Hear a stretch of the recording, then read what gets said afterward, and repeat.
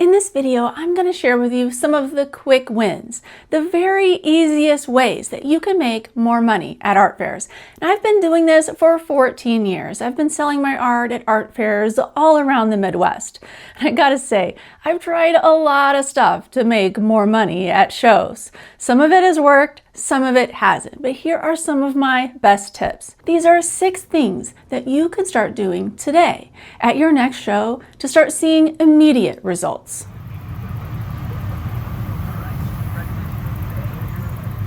My first tip has to do with the location of your booth. Make sure to get a corner booth. Oftentimes when you apply for shows, you can either request the placement of your booth and it doesn't cost you anything else. Some shows have specific extra prices. Usually it's around $50, maybe $100 extra for your booth spot to be able to ensure that you get a corner booth. I looked at my data over the last 3 years, what I sold at every show, and I compared the shows that had corner booths versus shows that didn't. I used a website called Art Show Plus for this. If you want to use it yourself, it's free. Links are down in the description. But here's the thing. Whenever I had a corner booth, I sold 20% more work than the shows that I had an inline booth. So for me, I know for my business, corner booths always make me more money. And I've heard from a lot of other artists that they prefer having corner booths as well. Also, it's important to note that when you have a corner, you have to use it wisely. So don't just get a corner booth and then hang like just any old thing on the outside of that extra corner. What you want to do, whether you have like a half wall in the corner like I do in my booth, or whether you're just using an entire straight wall, like just the 3-wall design that most people have when you're starting to do an art fair setup, you can use that on a corner booth as well and have really good results for sales. But what you want to do, whatever the design of the booth layout is, you want to make sure that you are wowing people on that outside wall. That's going to help you get more exposure and get people into your booth to purchase. So you want to have some of your biggest and best pieces out there. One of the mistakes that I saw a person do recently at a show was she had one of the best corner booths in the show. It was like right in the middle of everything, because being in the middle of a show is usually really good rather than being like at the very end of the show. That might be the worst place to be because customers have shopped from everyone else before they get to you. So if you can be in the middle of the show or like at the beginning of the show, that's a really good thing. But what she had on the outside of her booth was a complete empty wall except for one vertical banner, and the banner wasn't printed in very high quality or high resolution, and it said some stuff about her artwork and had a picture of her artwork. But when you have a corner booth and you have that extra area of exposure, you want to use all of it to the best of your ability. So put some of your best work out there, even if it's not your originals, because if you don't want to get them damaged, I totally get that. But you can get really nice large canvas reproductions of your work, or at minimum, if you're going to put a banner out there, make sure it's printed really high quality and make sure you fill the entire wall. Don't just leave the wall blank, or even worse, have nothing out there on your corner and have the flap of your booth down on the outside, because you're just wasting all of that area. I mean, I've seen artists do this too, and I'm like, this is a huge mistake. So get a corner booth and then use that display space that you have extra very wisely.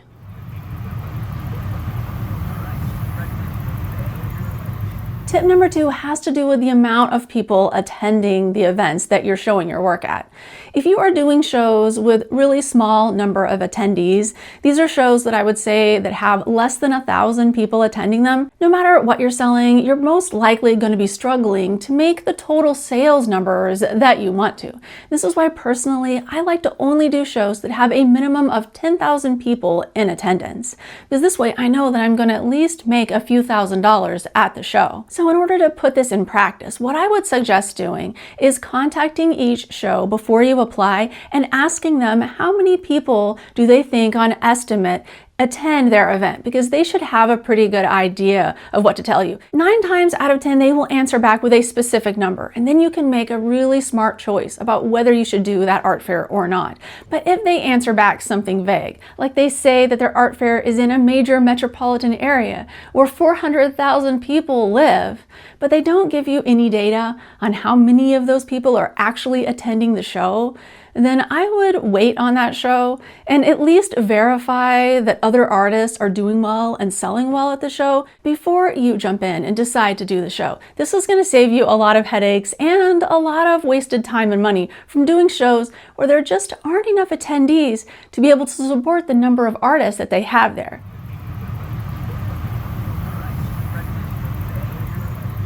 Tip number 3 is making sure that customers know that you have affordable items.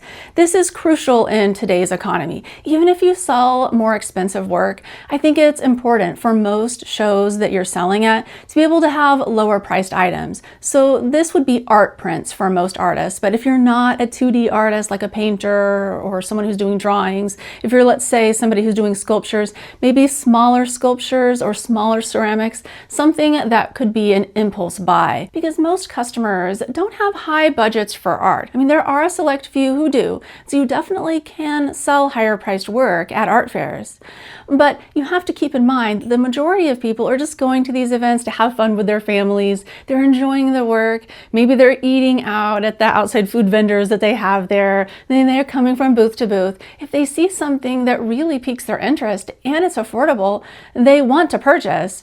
But if it's really expensive, I mean, they're not coming there thinking that they're going to be buying a $1,000 piece of artwork, at least most of the attendees. So if you want to cast the widest net, have your work to be able to be purchased by the most people and have the quickest wins, the easiest sales, and then you need to have affordable items. And you need the customers to know that you have these affordable items.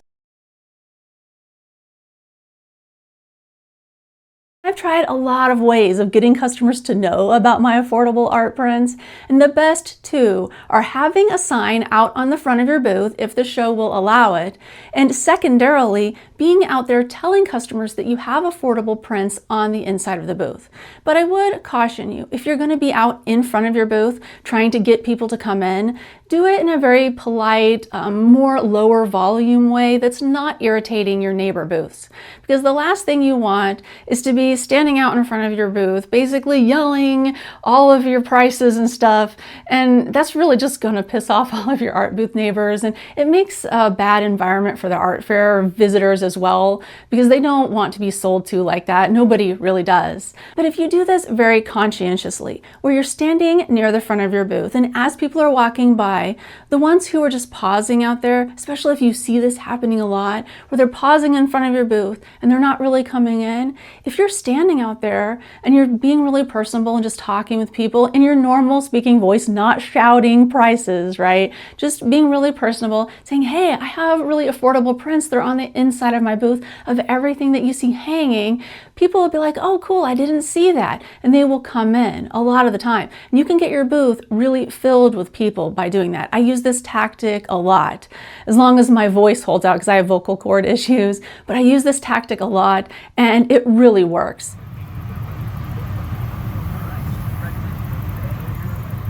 The next quick win at art fairs is making art that's on trend. It doesn't matter what type of art that you're making, whatever genre it is or subject matter, there's always going to be something that's trending within your niche. For me, one of the trending animals lately, because I'm an animal artist, one of the trending animals has been capybaras. So my last few art fairs, I painted 2 new capybaras and I placed them predominantly within my booth, and people would come in, they would see one capybara and I'd say, hey, there's another one over there. And I called the other one side-eye because it looked kind of like it's side-eyeing you. And so I'd be like, hey, you didn't see him because he's side-eyeing you over there. And people would laugh and it kind of created an upbeat mood in my booth. And so not just having one trending animal, but having 2 of them really helped people be interested in purchasing. And I've been selling so many art prints at shows of these particular animals lately because of it. So if you know of any topic that's within your genre of painting that's trending, make sure that you have pieces in your booth that are based upon it, because customers will love it. And if it's affordable, like I said, if there's an impulse buy situation involved, they'll purchase.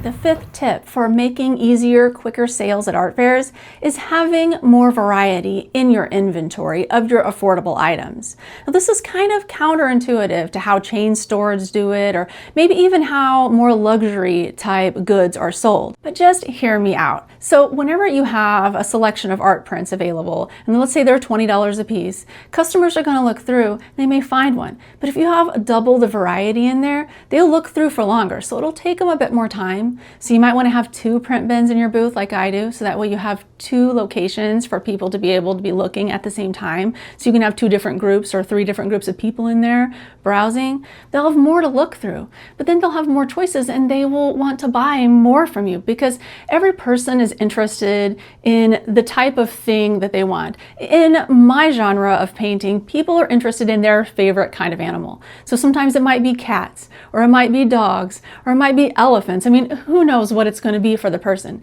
But if you have more varieties of that animal in there for them to choose from, you're going to make some people's decision harder. But there are going to be a pretty large portion of people who will at least buy a couple of prints from you because they want a collection to go together from the same artist.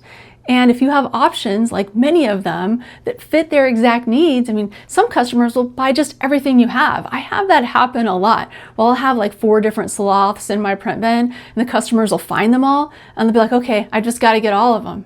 If I didn't have all 4 of them in there, I wouldn't have made those 4 sales. So just start thinking about how you can extend your inventory and give a lot of different varieties in the types of things that people are most seeking after, and have those in your print bin at the ready for customers, because more variety is one of the easiest ways to sell more art.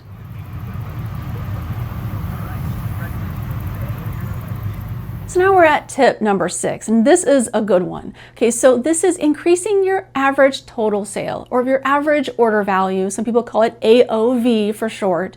But here's the thing, if you have the same number of people coming in your booth, if you can get them to spend more money, then you are going to make more money. It's as simple as that. So you don't even need more customers. You just need to get those customers who are purchasing from you to purchase more. And the best way that I've figured out to do this, because I've tried a lot, I've tried having frames or doing different things that were add-ons to get people to buy the print and then buy the frame and all this stuff, but you're bringing all this inventory that's extra and takes more room in the booth and more management and more investment.